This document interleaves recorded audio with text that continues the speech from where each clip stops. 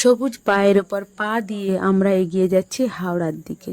তো আমরা যাব হাওড়ায়, তো তাই জন্য এখন হাওড়ার মেট্রো নেওয়ার জন্য আমরা এখন এগিয়ে যাচ্ছি। তো এই যে স্ক্যালেটারে করে আমরা এখন নিচে নেমে যাব, তারপরে যাব মেট্রোতে। তো এখন আমরা মেট্রোতে উঠবো বলে স্ক্যালেটারে দিয়ে নিচে নেমে যাচ্ছি।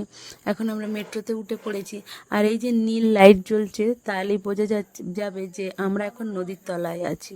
আর এই যে এপারে আমরা বসে আছি, এপার থেকে ওপারে দেখা যাচ্ছে আমাদের। এখন আমরা হাওড়া ময়দানে চলে এসেছি, আর এখন মেট্রো স্টেশন থেকে বাইরে বেরিয়ে পড়েছি। আর ওই যে শরৎ সদনের হলটি, এখানে বিভিন্ন ধরনের প্রোগ্রাম হয়ে থাকে। আর এখান থেকে আমরা নেব অটোয় করে আমরা যাব পিলখানা। তো অটোয় আমরা এখন উঠে পড়েছি। উঠে পড়ে এখন অটোয় করে আমরা যাচ্ছি। এখন এই যে আমরা পিলখানায় চলে এসেছি।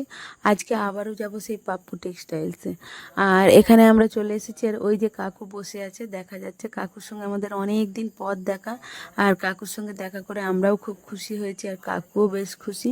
তো ভাইয়ের দোকানে চলে এসেছি। ভাই যেহেতু শার্ট প্যান্টের পিস বানায়, তো এখানে আমরা সেই পাঞ্জাবি পিসটা বানাতে দেবো বলে এসেছি।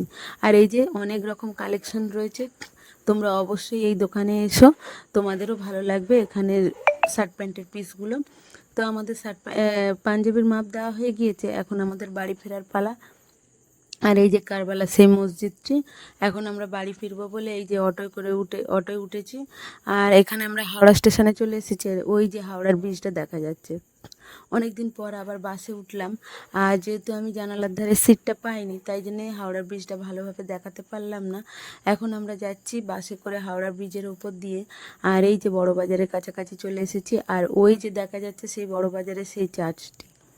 আর এখন আমরা বাসে করে বাড়ির দিকে ফিরছি।